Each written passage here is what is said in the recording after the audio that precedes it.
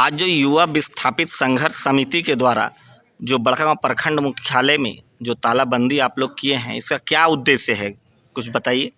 उद्देश्य नहीं कहेंगे इसको कि मजबूरी है। मजबूरी ये है कि 3 दिसंबर को हम लोग संपूर्ण चक्का जाम किए थे। एनटीपीसी का पकड़ी बरवाडी कोल खनन परियोजना में जो माइंस का काम काज था वो ठप कर दिए थे।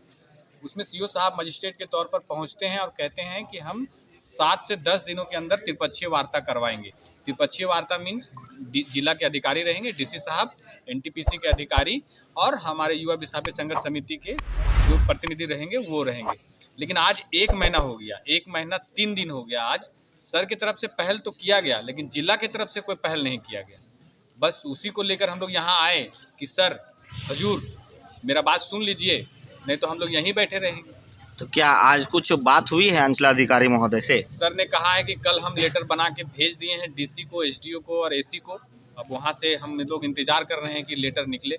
जो 3 दिसंबर को जो पिछले बार आप लोग कंपनी के सारे काम को बंद करवाए थे, क्या उसके बाद सीओ साहब ने आज लेटर भेजा है यहाँ से? सीओ साहब हाँ ये तो बोल रहे हैं सर कि हम कल भेजे हैं, और सर से जब बात हुआ था तो बोला था कि हम मौखिक तौर पे हम बात कर रहे थे पर वो बात नहीं बनी। लेकिन जैसे ही हम लोगों ने तालाबंदी का आह्वान किया तो सर ने एक लेटर भेजा है, क्योंकि वो सर का ऐसा कहना है कि वहाँ से ऑर्डर आया कि आप रिटर्न में हमें दीजिए, तो रिटर्न में सर ने भेजने का काम किया है। पर वहाँ से लेटर कब निकलेगा तो ही नहीं, कहीं ना कहीं देखिए 3 दिसंबर और आज है 6 जनवरी, तो बहुत ज़्यादा 1 महीने से ज़्यादा हो गया। और जब 1 सप्ताह का ही समय था तो फिर यहाँ के जो अंचलाधिकारी हैं उनको पहले ही लेटर भेज देना चाहिए था। अब ये तो ऑफिशियली काम है, ये तो सर ही बता पाएंगे और सर ही जानेंगे कि क्या मजबूरी था और क्या प्रॉब्लम था कि नहीं भेज पाए हैं। इसमें तो हम टिप्पणी नहीं करेंगे। लेकिन हम तो बार बार उनको फ़ोन के माध्यम से और उनको अवगत कराते रहे कि सर जो नौजवान हैं वो उग्र हो जाएंगे तो हमें भी संभालना मुश्किल हो जाएगा। वहाँ पे बीच खदान में गए थे सर, 2 बार सर को बुलाया गया था कि सर आइए और इसको वार्ता करवाइए। सर ने एसी साहब से भी बात किया, एसडीओ साहब से भी बात किया था उस समय भी कि हम वार्ता करने के लिए तैयार हैं। लेकिन क्या मजबूरी है वो समझ में नहीं आ रहा है कि जिले के जो आला अधिकारी हैं वो बैठना नहीं चाहते हैं।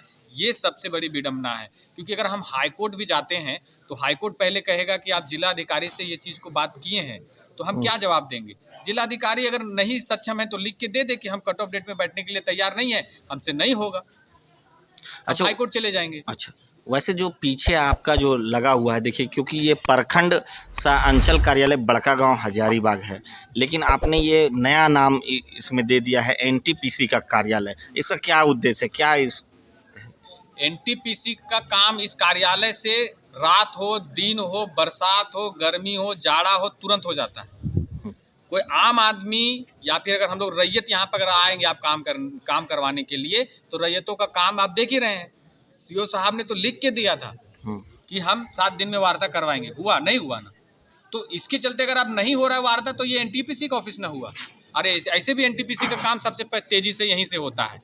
जमीन अधिग्रहण करना है तो अंचल, अगर घर तुड़वाना है तो अंचल, रोड कटवाना है तो अंचल, ट्रांसपोर्टिंग रुक गया तो अंचल। नहीं, वैसे तो जमीन का मालिक तो अंचल ही होता है, लेकिन काम अगर जिस हिसाब से आप एनटीपीसी का कर रहे हैं उस हिसाब से रैयतों का भी होना चाहिए कि नहीं होना चाहिए? हाँ, हम मालिक हैं, आप सिर्फ हमारा कागजात रख सकते हैं, मालिक नहीं है आप हमारे। अंचल मालिक नहीं है हमारा, मालिक हम ही है।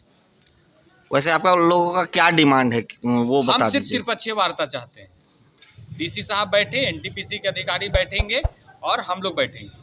उसमें जो निष्कर्ष निकल कर आएगा वो हम मानने के लिए तैयार हैं। लेकिन समझ में नहीं आ रहा है कि क्यों नहीं बैठना चाहते।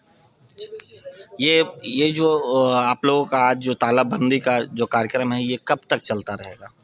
अब 2 तो बज गया, 9 बजे से बैठे हैं। अब जितना जल्दी लेटर निकलेगा, नहीं तो कल भी बैठेंगे। अच्छा, ये मतलब जब तक त्रिपक्षीय वार्ता का लेटर नहीं निकला तब तक लगातार बैठे। ये समझिए कि अनिश्चितकालीन चलता रहे। चलिए।